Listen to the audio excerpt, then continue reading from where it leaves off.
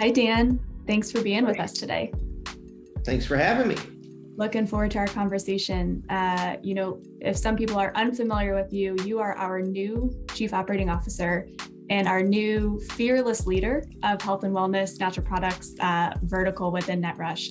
Well-deserved. You're a true veteran of the space, working with brands, working as a consultant, now working on the Netrush side. So really that was kind of the reason to get this interview set up was, hey, a veteran in the space working with a bunch of brands, working at a bunch of brands, let's kind of pick your brain and be able to elevate the digital excellence of the brands that are listening. So looking forward to the conversation. Maybe you can start off, just give us a quick background on you, what you've been up to in this space prior to recently joining Netrush.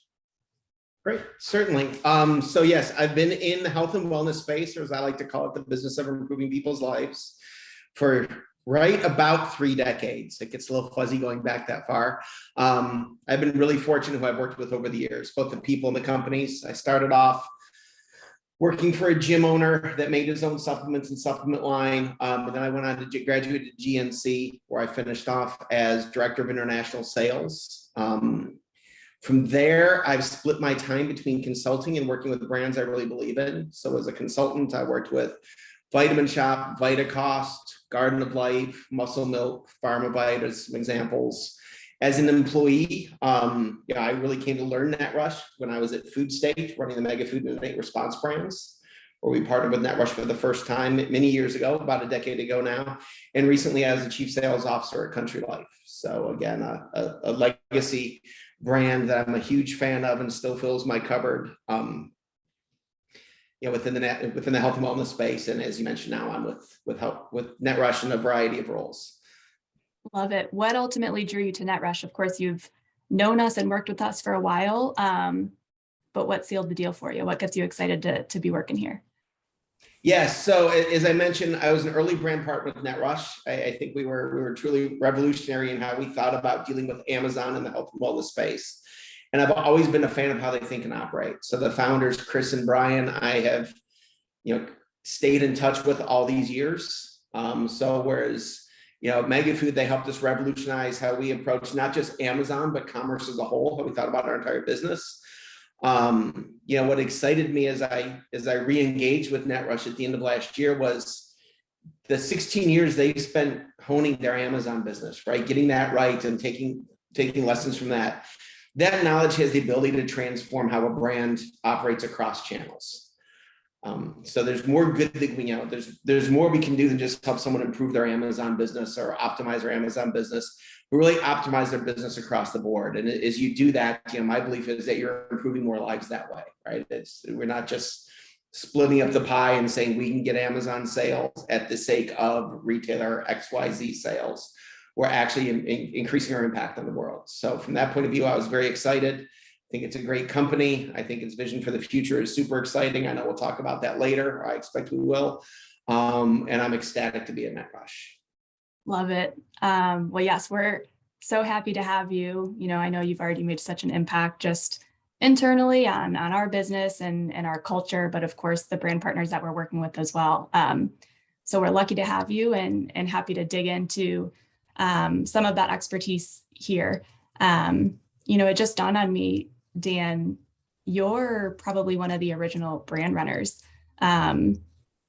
This is, kind of a concept that we've been building momentum around, which really gives hopefully a justified and a better name for those that we're serving, those people, running the digital business within these brands, that because that business is so complex, they got to know sales, they got to know marketing, they got to know operations, they got to know content and creative. And you probably, your really diverse background, you've probably dabbled into all of those areas for the different brands that you've worked with. And so now you were kind of one of those brand runners and you're coming over here to help us support other brand runners at Netrush. Yeah, I would probably say that Rob Principe, who's also with us here at Netrush, shameless plug, probably more of a brand runner. We really gave him the ability to dive into business and find a solution for us back in the day. But yes, I think in terms of believing that Amazon had a significant role to play in the marketplace, it wasn't something to be feared, and that e-commerce was a place that we wanted to excel at. I would like to think I was in the early stages of that. Yeah, that's kind of that forward-thinking, strategic leader, right? Pulling their organization into the future. I know you're hyper-focused on the consumer. We'll get into that a little bit as well, which is very much the Brandrunners role. But yes, I'm a big fan of Rob Prinsby, so I love that he just got a shout out on this piece as well. You guys are both, two people that have gotten really great experience on the brand side that we're lucky to have here at Netrush now. Okay, well, let's jump into, I think what will be really impactful insight and advice for brand runners that are listening here. First want to acknowledge, hey, if you are one of those natural products brand runners, it's not always the easiest job today, right? We are operating in a really crazy environment. So I want to just kind of acknowledge that and touch on a couple of the challenges that brands are facing today, and then we can get into how to best navigate them. Let's maybe start with the consumer. This is where we're seeing all of the headlines on inflation, potential recession, consumers, income beginning to get squeezed. Any thoughts from you as you look at the business and the industry at large? Are we seeing any impact yet in terms of the consumers, demand and reaction to this inflationary pressure in the environment, how that impacts health and wellness spending, if at all, or where you might see this going? Yeah, so I think the overall impact upon consumer spending, for everything you mentioned, remains to be seen, right? Health and wellness traditionally has done well in down economic times. People tend to focus a little bit more within what they can control. So the 2008 economic crisis, health and wellness did really well. We prepared for the worst and did well within that. I think we saw as COVID hit, people spent crazy money on gym equipment, to do different things. So we did see that it can be buoyant in those times. I do think consumers will continue to invest in their health and wellness. What I'm very curious about is that, we've seen with the supply chain challenges, with inflation now, prices are creeping up. Most brands are having to take a price increase or have already taken one and maybe contemplating another one. And as the consumer's wallet shrinks, which I think it's likely that it will, or their buying power will shrink, I think it's going to be very interesting to see if they scale their health and wellness purchases to these new prices, or if they start resetting their targets for what brands and products they're supporting. I don't know that they'll continue to operate in the same price band. And that's a real challenge, I think, for brand runners in brands across the board, to how do they keep on connecting with that consumer as it gets harder to make the investment, because it can be a pretty significant investment depending on how much people spend or how dialed in they are. But most committed users buy multiple products. So that's decisions they'll have to make as their wallet potentially gets tighter. And I find that very interesting. And it's something we're trying to dig into. Yeah, I think that's well said. I like your comment on, in 2008, you didn't see the impact that maybe you would have expected, and that it actually did well, but you still prepared for the worst. So not that brands we don't need to necessarily be all doom and gloom and making a ton of dramatic moves right now, but we just need to have our eye on what's going on, pay close attention to it. And you're right, kind of do that scenario planning and just be prepared. That's another thing that COVID taught us really well, right? There are uncertain times. So yeah, you just got to be prepared and kind of ready for whatever might come your way.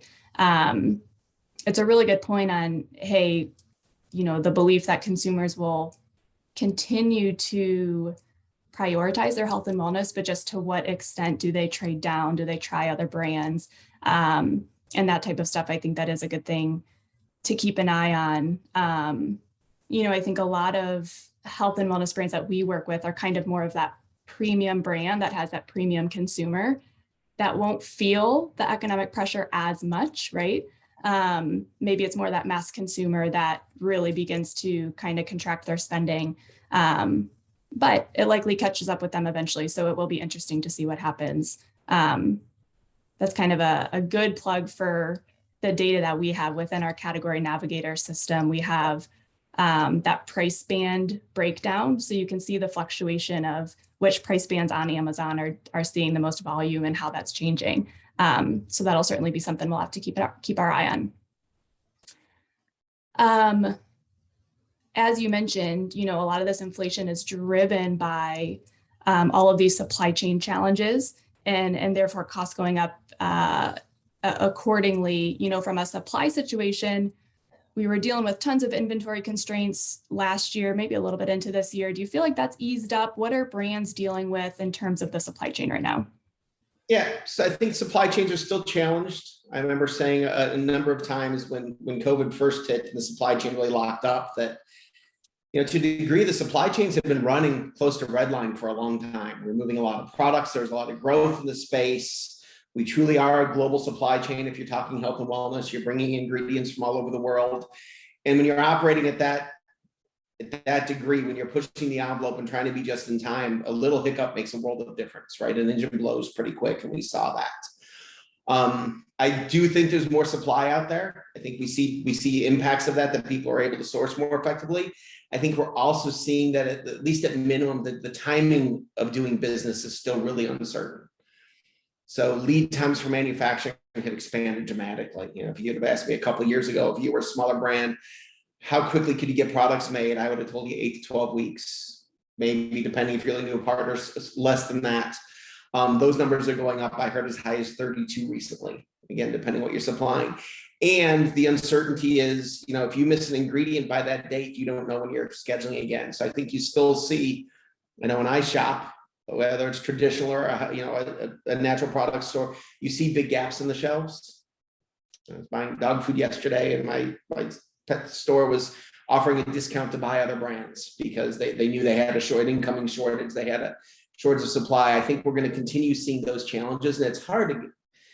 The interesting thing with lead times is, and I'm sorry, I'm going to geek out here a little bit. If you're planning on 8 weeks, you're doing a lot of planning, cash flow, production time, you're placing orders. If someone extends that schedule out, it's not something you adapt to immediately. If they go from 8 weeks to 16 weeks and you didn't have an extra 8 weeks of inventory, you went out of stock, and there's no ability to impact that other than either restrict outflow a little bit and start shorting what you're sending people. And of course, when people see that things are challenged, they tend to order more and stock up. We saw that with toilet paper. So I think the timing of the supply chain is still going to be a challenge for companies. And because of that, it also affects cash flow, right? Whether they're able to operate the way that they want to operate, if they have to make major investments. I know a couple of partners we worked with have stocked up on packaging supplies. You probably use a few bottles across your line, so running out of bottles affects a large swath of products as opposed to running out of an ingredient may only affect a formula or two. I think that's a case where we'll continue to see people being challenged, and probably based on what we're seeing with labor versus demand for the foreseeable future. How do brands adapt to that? Do you think they largely have at this point, dealing with these long lead times for, maybe call it 2 years now? Or are there still some new steps or actions that you think brands need to take relative to kind of business as normal a few years ago? Yeah, great question. I think brands are doing a good job with it. I think as lead times extend or change, that makes it harder because it is it really hit me how dramatic of an impact that was when we saw that hit. And I had cut my teeth, as I mentioned, international, where again, if you're planning for a ship to cross the ocean with product, small blips, shut down in a port, whatever, really affects your ability. You can have empty shelves for a while or be overstocked.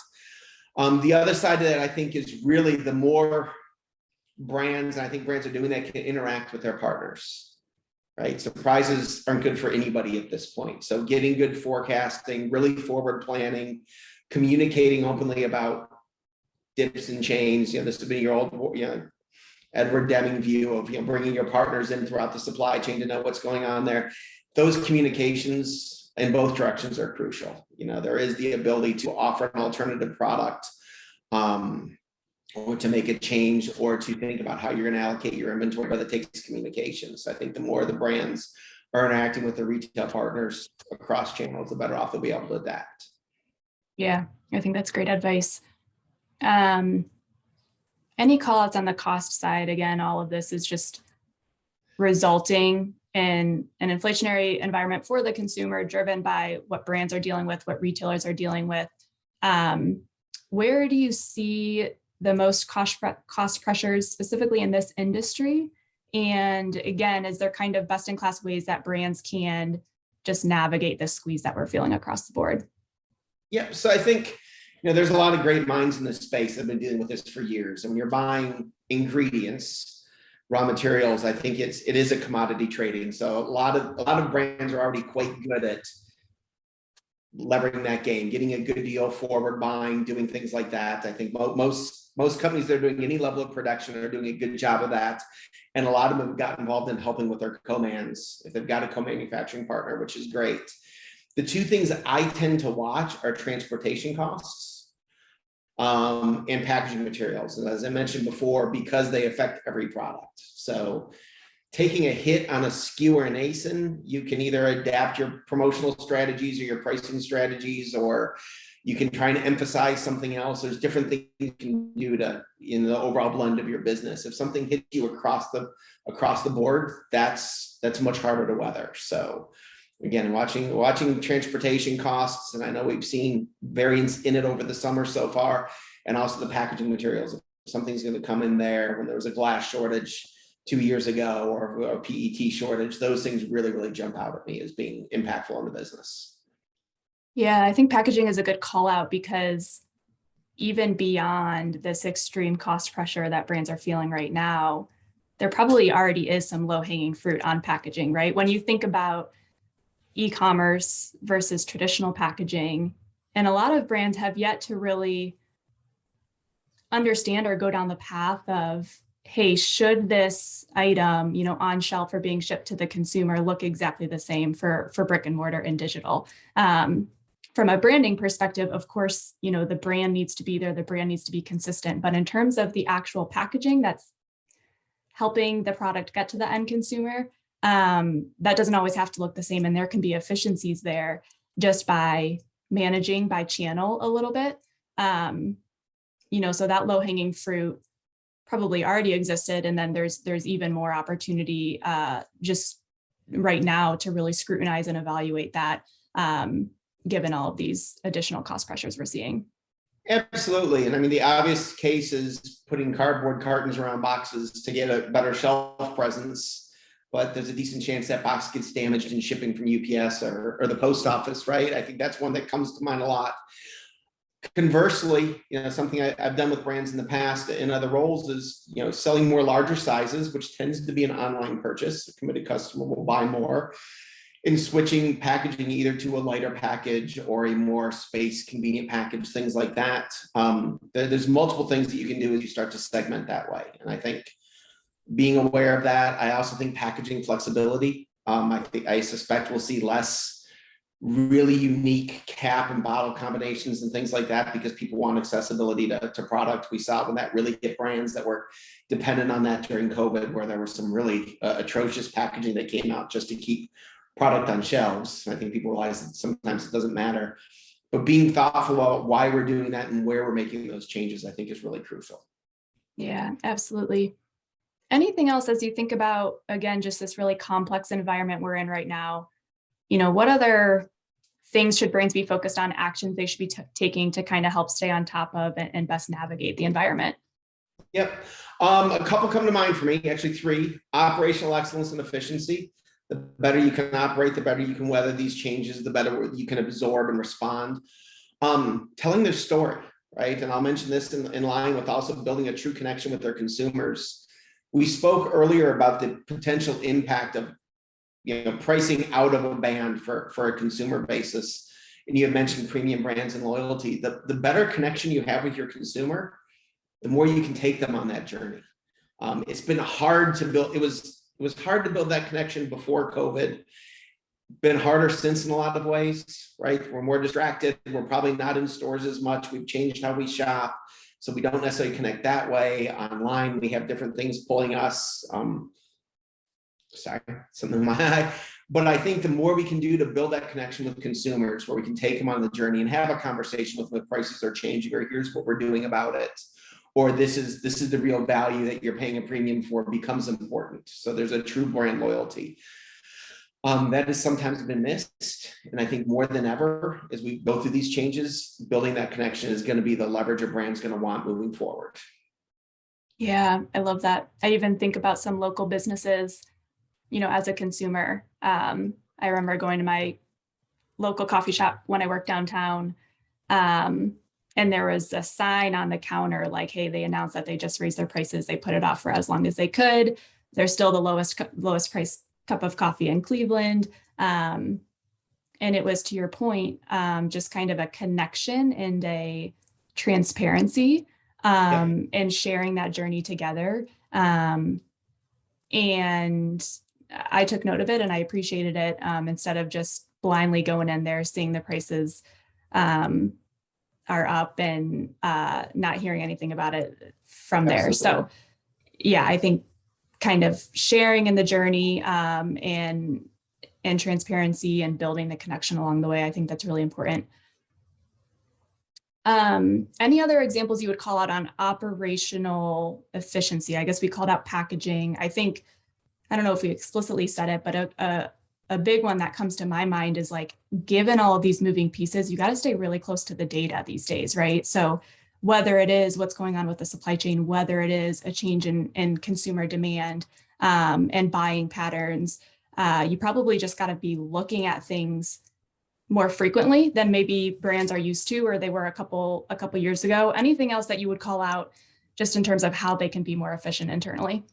Two things jump out at me. One of which is, I think we've seen such a volatile and evolving environment over the past few years. Really, prosecuting assumptions is a term I like to use, which means it's you're innocent until you're proven guilty, but at the same point, don't just accept what is. People's buying habits have shifted a couple times in the past few years, right? There was a big spike online, then people started coming back to brick and mortar. I suspect we'll see more of that.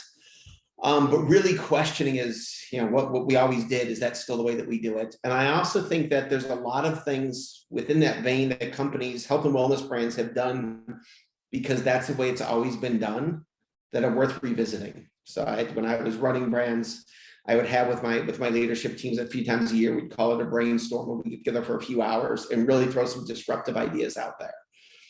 We probably didn't engage in them, but at least it got us thinking about the business differently. A direct line debating what it would be like if we went distributed, and you realize that, oh my God, that's not the worst answer in the world, and it actually helps you change some of your decisions.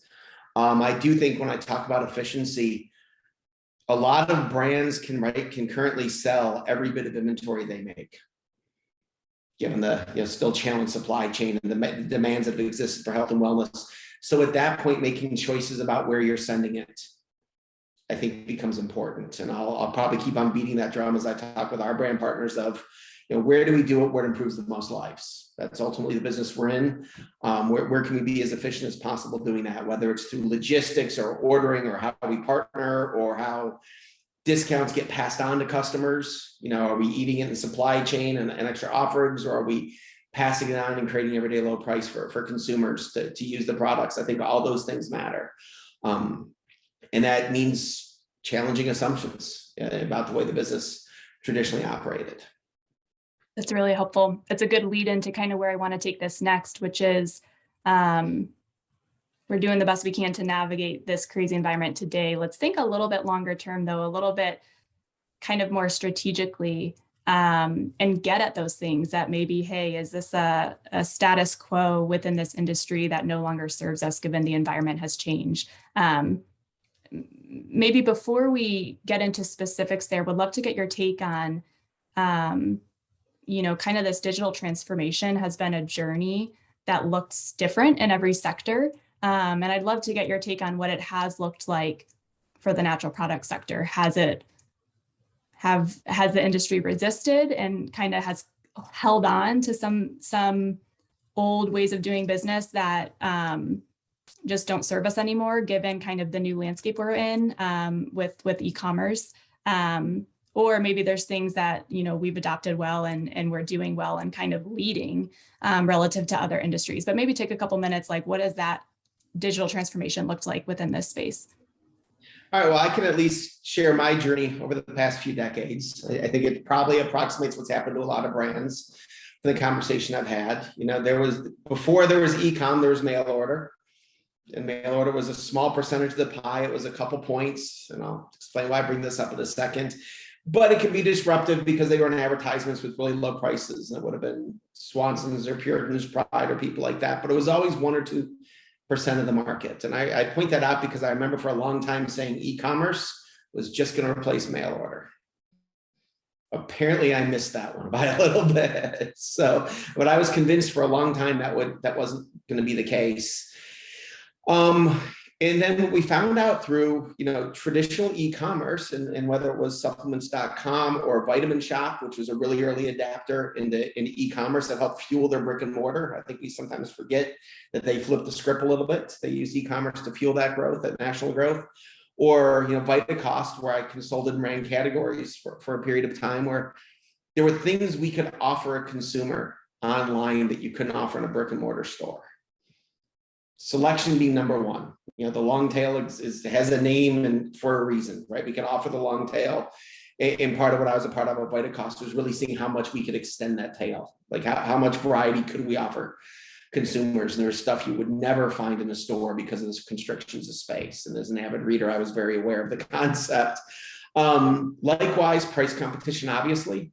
Now in the early days, that was really, people didn't think in terms of channel strategy because health and wellness brands probably either sold in big box, food, drug, mass, or they sold to health food stores. So channel strategy didn't exist yet. So what happened was people started selling to websites and all of a sudden the prices dropped, but they got these huge POs and it was quite unique, which really, created the era of MAP pricing, right? The minimum advertised pricing.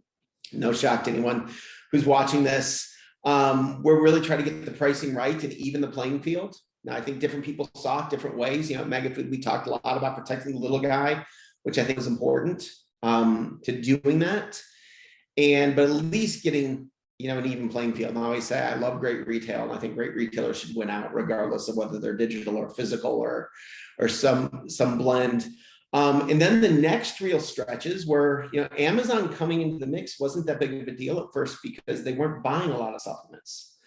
But when they opened up the marketplace and anybody who had inventory could start selling, that got interesting. That was the time where I remember sitting at trade shows with people running other brands or other early stage brand runners and saying, what do we do about this? And really grasping. I was fortunate that that's when Netrush came on our radar. And we found a different way of doing business using an exclusive FBA is what we called it back in the day. And really figuring out a way to clean up Amazon business. It was not easy. Most of my violators were not websites. They were store owners that found a different way to use their inventory. On the professional side, they were clinics that found a different way to use their inventory. So that cleanup was interesting because to a degree we were protecting people with MAP from themselves. I don't know how else to say it, or from their neighbors at least. So it got to be quite interesting. At this point, I think the entire industry recognizes e-commerce is an important part of what we do. I would challenge all of us to continue thinking about the role of, whether or not it has to be an adversarial relationship. I believe omni-channel means a consumer wants to buy what they want, where they want, when they want. I am, in fact, one of those consumers. I shop at Whole Foods by my house. I shop at Vitamin Shop. I shop at the drugstore. I shop at the grocery store. I shop online for supplements, and all of those feel fine for me. And from time to time, I've shopped from D2C as well, depending on what the brand is or its availability. I think consumers are getting closer and closer, or doing more and more of that. So it's not as much from a brand perspective. I don't think it should be adversarial. The idea is to grow the total pie rather than split up the pie. So even I expect the MAP conversations will change over time. And in many cases now, the lowest price is not online. The most consistent price might be online. In a lot of cases, the lowest price is on an end cap during a special promotion. And I think that gets lost in the shuffle sometimes. So we've almost gone back to, I think e-com is almost presenting a stabilizing role, and that may be a controversial comment in terms of pricing, where you know what you're going to get, you generally know the price unless someone out there is violating, right? And cheaters are going to cheat, but I think that's my not so quick view of 15 years of doing this or 20 years of doing this. We've evolved quite a bit, and I do think the next stage really comes into how do we better engage with the consumer online? You know, Amazon wins a lot of times because it's incredibly convenient. I could be on video with you right now. I'm not, but I could grab my phone and order something very quickly and have it arrive at my son's house where he just went on quarantine for COVID. It would take 3 swipes to do that. That's awfully convenient. I do think as we get better technology, there'll be even more convenient ways of doing it. I think we're going to be waving our phone over a product to reorder it, or sending someone a coupon or a credit or something to get a product, or to trial size something. I think those evolutions will continue to come. I hope the industry embraces it. I think in the context of improving more lives, it's a no-brainer. I hate to say no-brainer, but I do. And that part I'm really excited about, to see where it goes next. Yeah, I love the evolution from, hey, there are no channels. The industry hasn't really thought about it, hasn't had to think about it like that, to, oh, we need to have a clear channel strategy here, to the next wave for those leading brands. And where Netrush is focused is, it's beyond channel, it's the consumer. Yes. And that's what needs to drive our actions. I think that makes a ton of sense, and it makes sense. And you need to focus on the consumer because, to your point, the consumer is everywhere now. So, you can't just focus on the Amazon shopper as one channel, or the natural health food store shopper as another channel. That consumer is going everywhere, just like Dan is, just like I am. And so therefore, that channel strategy no longer really serves you. What, I do think there's a lot of infrastructure within brand organizations that support that idea of different slices of the pie working against one another, and not necessarily thinking about the consumer first and foremost. What are some of those kind of maybe pieces in place today within those brand organizations that need to be unwound or rethought to actually facilitate this type of change? Yes, I think a number of things, and it's funny. When I ran brands, I had a very good track record of maintaining buy box, and I didn't realize how good it was until I got to this side and people started asking me how I did it. And the first thing I say is, buy box isn't an Amazon issue or an e-commerce issue; it's an omni-channel issue. It's an entire sales organization issue. Because when someone violates and degrades the brand's image on a marketplace, whatever marketplace it is, somebody probably got paid commission on that sale, wholesale, just not who was intended, right? So that sale still happened for the brand. It may have got a bad listing up for them. It may have done a number of other things. It may have upset their customers with the lower price. I do think understanding the customer journey, the consumer journey, and the example I'll use, I was helping out a retailer as a consultant a number of years ago now, and they were complaining that they knew they were one of the first destinations for consumers, but then these consumers had the audacity to leave. They go here, they go there, they go the other way. And I kind of smiled and smirked, as I've been known to do. And they're like, what? I said, I remember getting my jeans at Sears and Roebuck when I was 6 years old. I don't shop at the same place. I don't shop at the same place I shopped at when I was 20, much less 30 or 40, or we'll just stop there. But, I've evolved in where I buy my clothes, or what I buy, or how I shop, or what I look for in a car. And I think it's fair to assume that consumers are doing the same. So you had mentioned before, and I love the concept of beyond channel. I think the more brands can prosecute the assumptions about splitting up the pie, and assuming that their customers crossing that border and they want to make it easy for them everywhere, the better off they are. So one of the things I was always really big on is my team always was committed to one number, whether it was incentive or evaluation. And the one number was our overall number, was how many legs we improved. And we would back into that based on serving sizes. But it always came down to, you don't get to succeed at the expense of your partner. And we try to create our reporting where it was very visible when that happened. Right?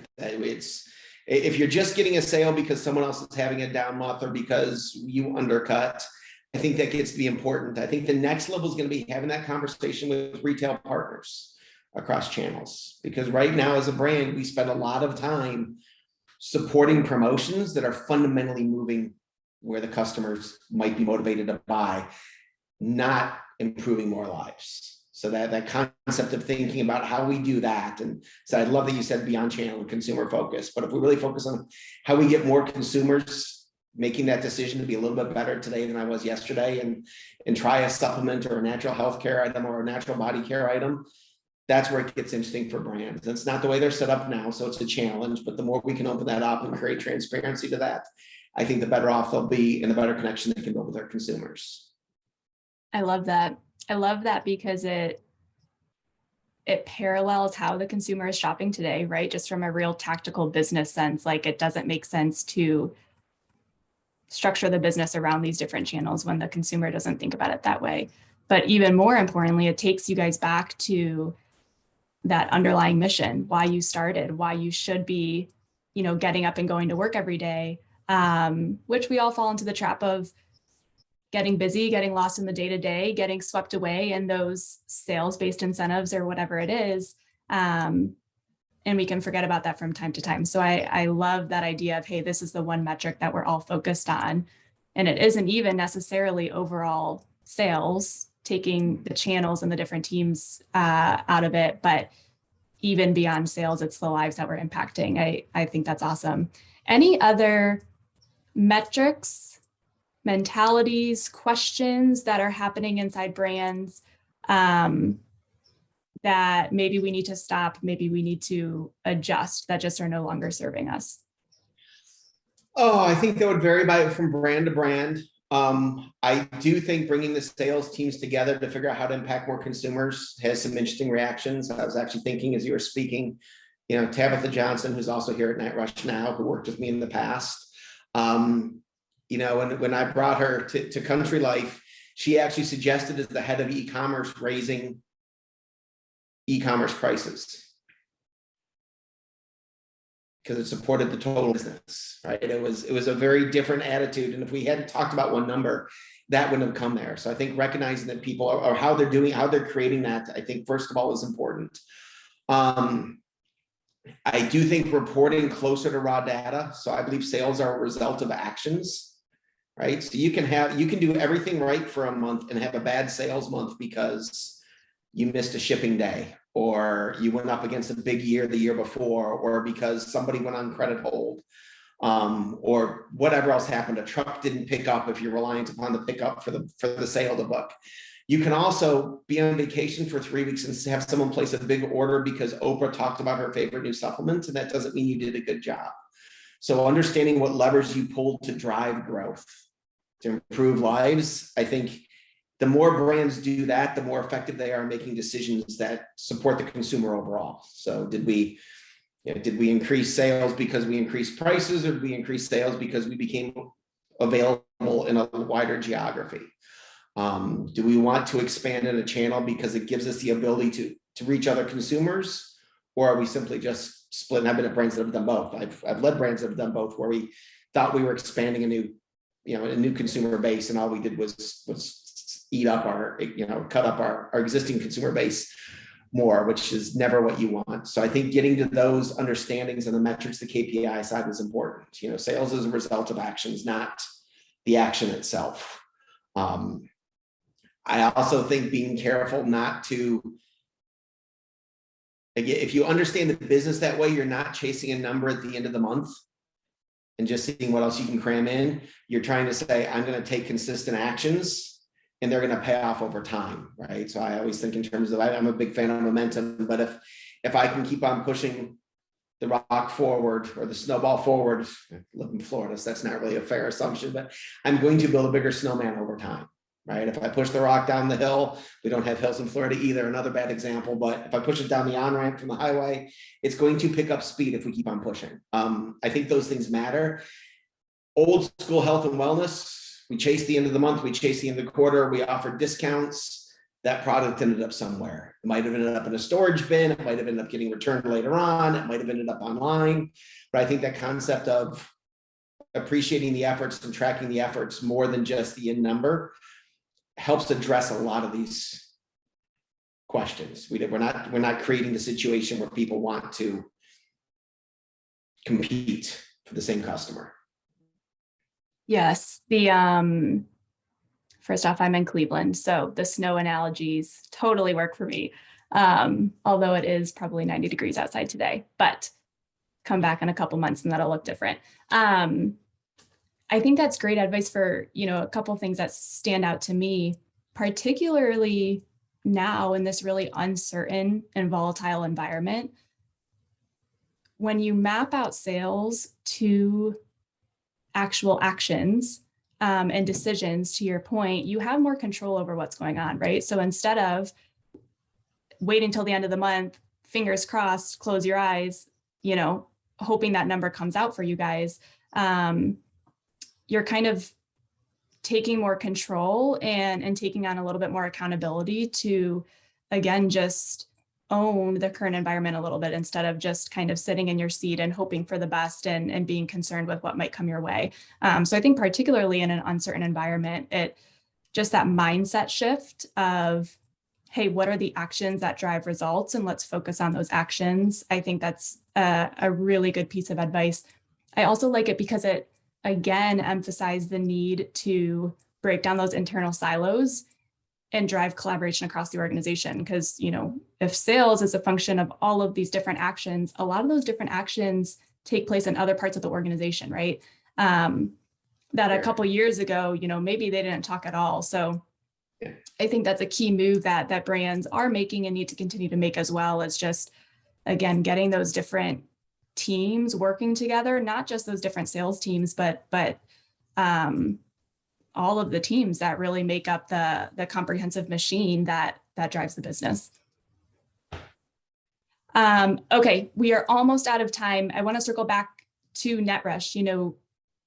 I asked you, hey, what drew you to Netrush? I want to know from your perspective, what draws natural products brands to Netrush? How are we, everything you just described on challenges that we're facing, shifts that these brands need to make, how are we kind of serving those brand partners of ours every day in this pursuit of digital transformation? Absolutely. So I think one of the things that makes Netrush unique is that we have a category focus.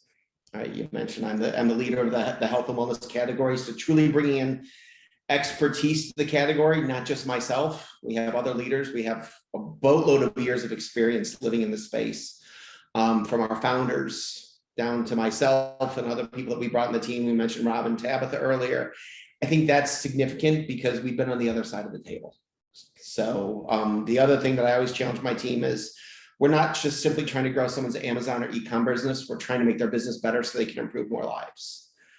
So that expertise helps in the conversation right off the bat. We probably dealt with the situation. As I mentioned, I was at GNC for a long time, and our international business was a franchise business. And I would tell people the first thing we were selling them was 70 years of mistakes and what we learned from it.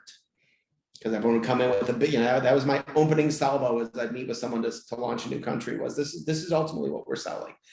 I think we get the benefit of that. We've 16 years, billions of dollars, I assume TLS, millions of actions against catalog items is a lot of learnings, both about Amazon, but also the categories. That's the first thing I think of when I think about that. The second thing I think of is Netrush has really sought to think about the business as a whole. So there's ways that we can help a brand that are not simply, we'll sell more of your product on Amazon or Walmart.com or someplace else. We can help you with your distribution. Right? We run a D2C warehouse. We can do 3PL that, and we get economies of scale. We can help with transportation planning because we transport a lot of products, and we're happy to share that knowledge. You mentioned before the price bands. I think for the data that we've been pulling over a number of years and investing in the people to really dig into it, we can see things in the business. And I love doing this with brand partners, a lot of whom I've known for a lot of years already, and sitting down and saying, here's data we have in our system. What could you do with it?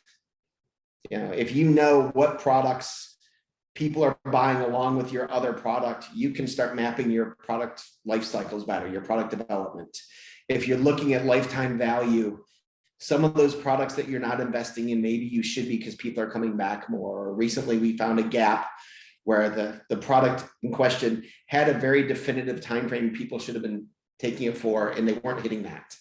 So we knew we were missing a sales opportunity because we were losing the customer at a point in time, and we went back and we started mapping their journey to figure out where that is. I think those pieces are as exciting to me. So I often talk about, we help you with your Amazon business, we'll help you with your brand, whether that's helping with forecasting and margin efficiency or transportation across the board. And then really the forward thinking is, I'd like to think we're talking about consumer more than anybody else, how we connect with the end consumer. We're certainly making investments and putting in great efforts there, but really, and that's not a self-serving thing, right? When we start talking about consumer, we're not necessarily talking about selling it on Amazon. We're talking about what's better for the brand. And I think that's one of the exciting things about Netrush is we're trying to make the brands better off across the board. I love it. I would echo all that sentiment. I'm, relatively new to Netrush as well, as you know, started about 5 months ago, and I was immediately kind of taken aback by how many of you guys, like industry veterans, are here working with Netrush now. We mentioned a few on this call, and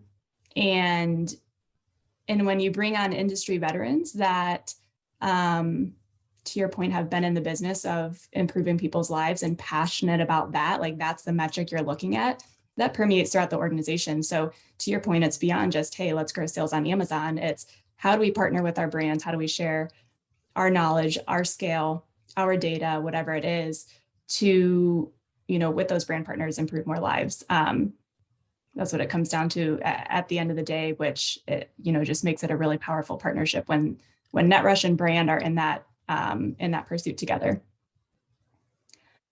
Awesome. Well, this has been wonderful. Really appreciate you taking the time, Dan, just to share, your background, get to, some of the new Netrush audience, get to know you a little bit better, and certainly all of the expertise and perspective that you've shared. I know I've identified, hey, these are 10 steps that brands can take tomorrow to, again, just move them down this path towards digital excellence and aid in that transformation, and aid in, serving more consumers. So I really appreciate it. And I'm sure we'll talk again soon. Thank you so much. Thank you, Dan.